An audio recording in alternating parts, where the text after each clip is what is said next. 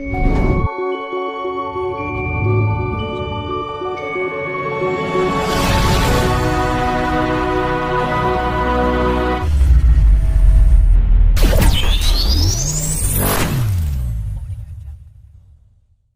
masa-masa kerajaan Kediri yang oleh para budayawan di abad-abad awal berdirinya Demak itu disebut sebagai sosok di mana kelak akan muncul Ratu Adil. Nah, setelah reformasi, setelah merdeka kok muncul Bung Karno. Nah, biasanya kalau seperti itu orang mengatakan bahwa Bung Karno itu wahyu. Bung Karno itu diciptakan oleh Tuhan untuk apa ya? Untuk kepentingan kita bersama. Jadi kalau keyakinan Mbah Gatot, Bung Karno termasuk manifestasi dari Ratu Adil yang sudah dibicarakan leluhur-leluhur kita dahulu. Iya betul. Karena apa?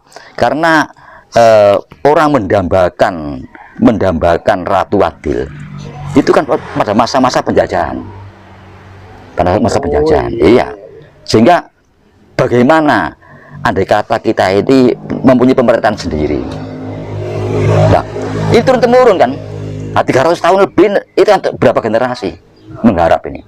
Menggarap belum sampai terjadi mati ganti anaknya terus generasi. Menggarap terus. Nah, setelah merdeka, wah ini jelas ini yang disebut dengan munculnya Ratu Adil. Munculnya Bung Karno ini, sosok Bung Karno ini. Nah, ini didambakan betul. Demikian Bung Karno muncul, selesai sudah. Jadi yang disebut bukan ramalan ya, jongko ini selesai. Karena jelas bahwa yang disebut dengan apa masyarakat, ini masyarakat hidup pada masa kemerdekaan. Masyarakat yang kita dambakan itu pada masa kemerdekaan karena dijajah ini beratusan tahun. Nah, kalau sekarang ini kita masih menggarap Ratu Adil lagi, itu apa? Untuk kepentingan apa? Bahwa kita sudah merdeka kok. Tapi kan secara faktual kita ini memang dijajah habis-habisan dalam perspektif yang lebih halus, Mbah Gatot. Iya. Kenapa kemudian tidak memungkinkan untuk muncul Ratu Adil kembali seperti yang barangkali kapan hari pernah kita diskusikan itu, kelak akan muncul pemerintahan seperti eranya Gajah Mada? Apa enggak itu juga bisa sebagai perwujudan dari Ratu Adil setelah Bung Karno? Gini, jadi pada masa kemerdekaan ini kan istilahnya awal kemerdekaan sampai sekian puluh tahun kan kita menata. Itu istilah yang kita tata itu pondasi. Dulu pondasi itu bangunan ke atas. Ini kan tinggal meneruskan. Iya. Sampai rumah itu jadi. Dan diisi dengan perabot rumah tangga yang lengkap. Tapi pondasi tetap ditanamkan sejak merdeka. Sejak awal merdeka ditanam pondasi. Sudah kita bentuk pondasi. Nah, yang disebut dengan negara Pancasila itu kan pondasi. Pondasi itu sudah menggambarkan kekuatan bangunan akan datang dan menggambarkan tentang bentuk bangunan. Bentuk bangunan. Jadi kita generasi berikutnya tinggal meneruskan pondasi ini, bangun temboknya sampai reng usuk sampai genteng sampai mengisi perabotan. Tidak boleh berubah pondasi, tidak boleh. Justru itu merubah pondasi berarti merubah dasar negara. Berarti yang dijongko itu ya sudah terwujud Bung Karno tadi. Iya. Dan tetap kita ini sebagai bangsa Timur kadang-kadang ini siapa yang memimpin kita itu wahyu. Pasti dapat wahyu dari Tuhan. Itu keyakinan kita, keyakinannya. Yang menurut pandangan demokrasi Barat tidak ada itu ya. Tapi kita yakin siapapun yang memimpin kita atau sebagai presiden itu berdasarkan wahyu. Walaupun lewat pilihan, entah itu pilihan anggota dewan, entah itu pilihan langsung, tetap itu wahyu. Tuhan yang menentukan. Nah, sebab apa? Pembuka Demokrasi sudah menyatakan bahwa semata-mata kita merdeka dari karunia Tuhan. Dan seterusnya kita harus hati-hati. Boleh tarung dalam pilihan, demikian ada yang jadi, kita harus sudah tunduk kepada yang jadi. Itu bukan itu wahyu. Lewat apapun, kita dukung. Tidak boleh main-main. Kita tidak boleh melanggar yang dituju oleh Tuhan ini. Tidak boleh. Lewatnya macam-macam cara. jalannya untuk menjadi presiden. Demikian jadi kita sudah tahu ini yang jadi. Nah, kalau misalnya orang kurang percaya, ya itu berarti kurang baca sejarah. Kurang baca sejarah. Nanti kita selalu kacau. Jadi siapapun yang jadi lewat cara apapun itu wahyu. Tapi gini Mbak Gatot, data NGO Transparansi Internasional itu memaparkan bahwa lembaga terkorup di Republik ini salah satunya adalah DPR, lembaga legislatif yang merupakan kepanjangan tangan dari partai politik yang ada di Republik ini. Nah, sementara pemimpin-pemimpin itu lahir dari pabrik yang sudah tidak beres, yang namanya partai politik tadi. Nah, sepanjang itu kemudian masih ada, terus kemudian mana mungkin kita bisa menemukan seorang pemimpin, kalau di versi Jawa benar-benar dia seorang Satrio Pinandito Sinisian Wahyu, karena memang dari pabriknya aja sudah bermasalah. Bagaimana dengan hal itu? Begini ya, jadi saya memang terlalu idealis mungkin ya, terlalu idealis. Jadi memang sebentar Mbak, berbicara tentang demokrasi yang kebablasan tadi, karena kita selalu berkaca pada Eropa, ya kan, Eropa Barat. Idealnya sistem yang seperti apa yang harus dianut oleh bangsa kita ini, gantinya demokrasi ini? Cocok gak sih sebenarnya Indonesia dengan sistem demokrasi seperti saat ini, Mbak? Ya, kita bukan bangsa tertutup ya. Kita tidak ingin disebutkan bahasa yang aneh. Tidak ingin. Engko kabeh ngono kene-ngene kan aneh ya. Enggak.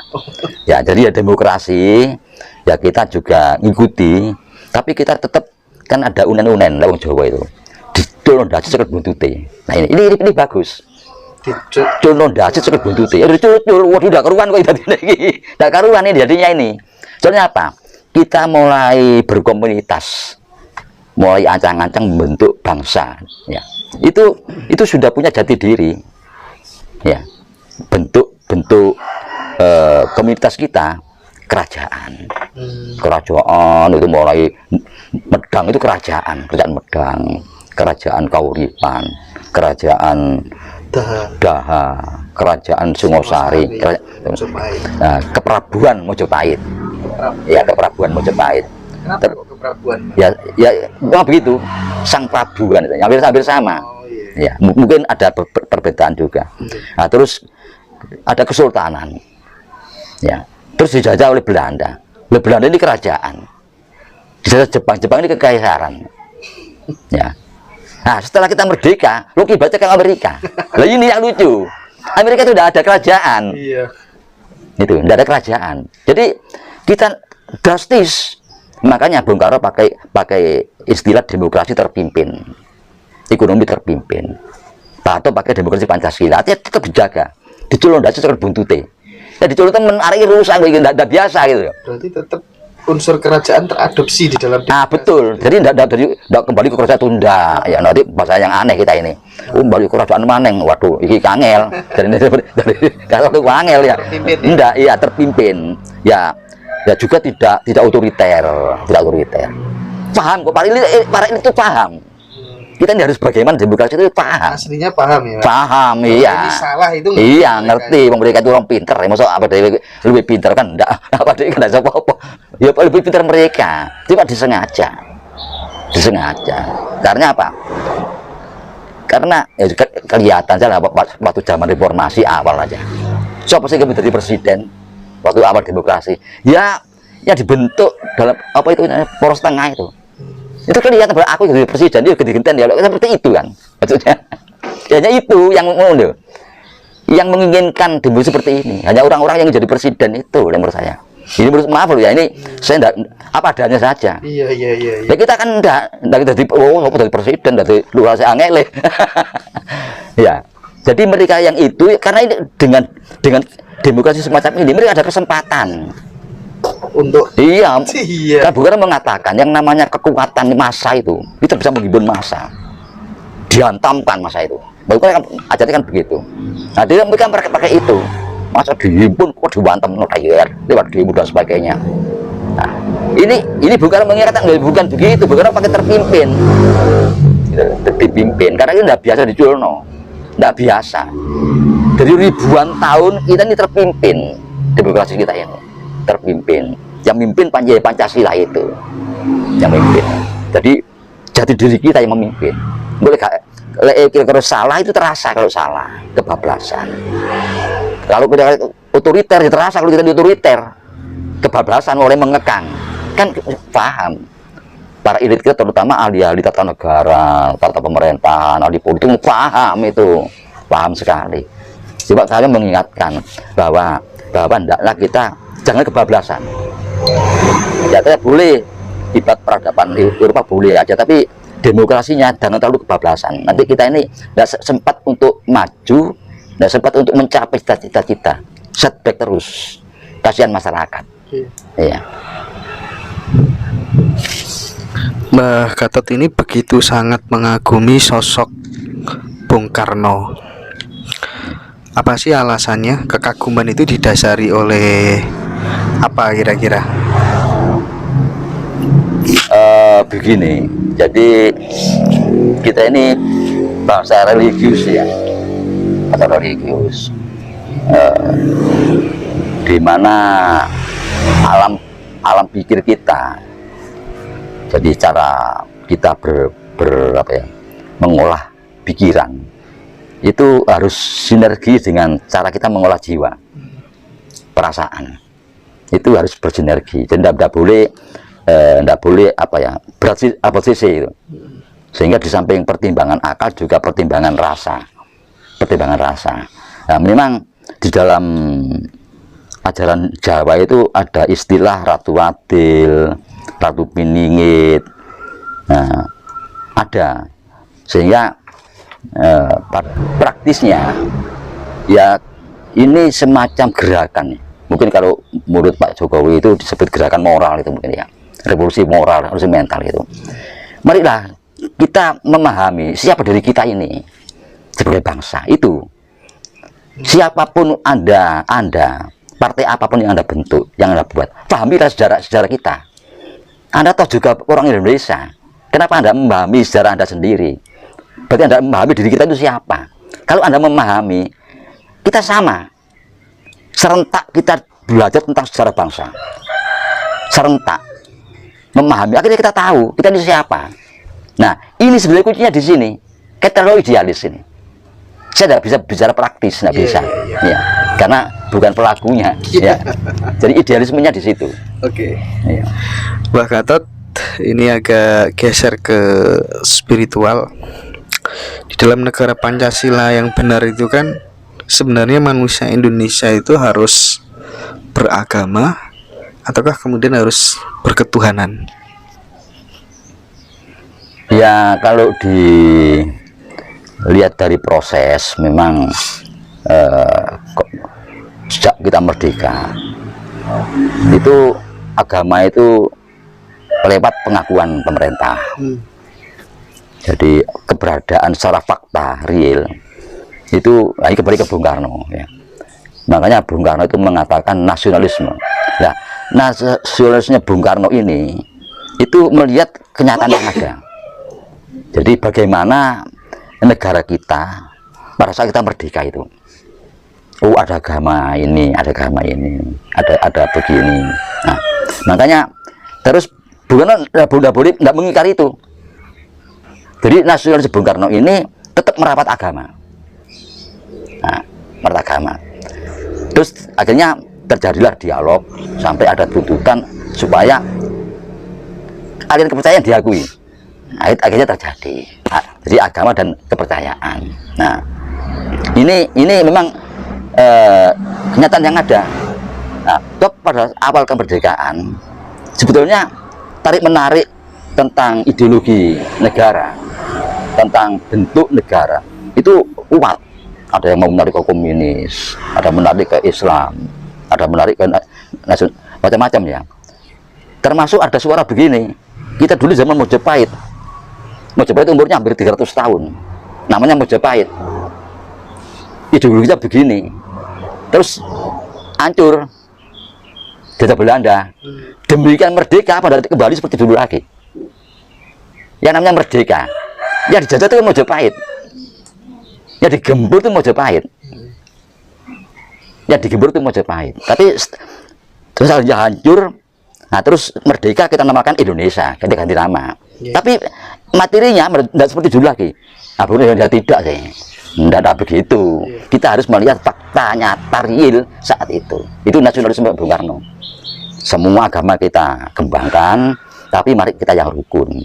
Nah, di sini akhirnya kita cuma bicara kerukunan itu dibentuk dengan dasar Pancasila itu, kan gitu ya.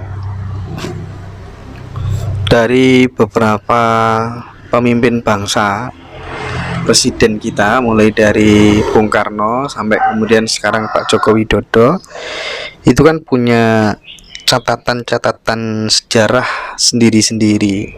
Nah, kira-kira kalau kemudian Mbah Gatot memberikan catatan terbaik dari masing-masing pemimpin yang di Republik ini, mulai dari Bung Karno sampai Pak Jokowi, kira-kira seperti apa Mbah pandangannya? Bung Karno itu menonjolnya di ini, Pak Harto itu di sini, Pak Habibie dan seterusnya. Begini, jadi saya sebagaimana kawan-kawan yang lain sebagai warga Indonesia ya, orang Timur ya, itu bahasa religius, dan walaupun demikian kan kita berusaha untuk menjadi orang yang punya ilmu pengetahuan dengan membaca, belajar dan sebagainya. Saya yakin bahwa semua pimpinan kita, walaupun lewat apapun agar menjadi presiden, itu tetap di situ ada campur tangan Tuhan. Artinya wahyu kan ya. Jadi beliau-beliau itu semua memang orang kita butuhkan pada masanya. Ya. Beliau itu orang yang dibutuhkan oleh Indonesia pada masanya. Jadi sekarang coba dipikir ya, andai kata saat merdeka itu presidennya Pak Harto, setelah itu Bung Karno kan tidak karuan ini ya. Itu jadi pada masanya. Nah, cuma pro kontra itu pasti pro kontra. Artinya yang kontra itu hanya melihat kejelekannya, yang pro melihat api itu karena elewes ya, kurang seteng tidak gelem, sing pro itu, sing kontra welek tok wis sini. Itu kan biasa. Dari dinamika politiknya itu kan seperti itu. Nah, tapi kita kalau akhirnya kembali lagi mempelajari sejarah, kita hati-hati itu aja, hati-hati. Jadi kan misalnya presiden itu tidak harus orang yang paling pintar sa dunia, sa Indonesia, enggak. Presiden itu orang paling pintar sa Indonesia, ya enggak begitu. Lurah orang paling pintar sa desa kan enggak. Nah ini terusnya bagaimana lah, ini enggak tahu. Ini tapi yang penting kita ini demikian, jadi kita harus di belakangnya mendukung. Itu sebagaimana bahasa-bahasa yang lain. Kalau enggak, kita bahasa yang aneh. Udah ini kok ngene, itu aneh, kita di bahasa yang aneh. Ini kalau dicap bahasa yang aneh, kita tambah karu-karuan. Jadi makanya kita masih percaya bahwa kenapa kita menjadi bahasa yang aneh? Adanya nyeting. Jadi lebih baik kita berjalan dengan damai, ya, supaya cepat tercapai kemakmuran ini. Itu berarti tidak bisa dijelaskan secara spesifik ya Pak Gatot? Tidak bisa ya, tidak bisa. Karena itu memang Tuhan memposisikan masing-masing pemimpin itu di masa yang tepat. Ya, pada zamannya ya. Tadi Pak Gatot juga menyampaikan menjadi pemimpin di Republik ini tidak butuh orang yang paling cerdas dan paling pintar se-Indonesia gitu ya Mbak. Enggak barangkali mungkin kemampuan yang perlu dimiliki, kemampuan meracik potensi barangkali Mbak. Ngemong potensi para menteri itu yang pas bagaimana gitu ya.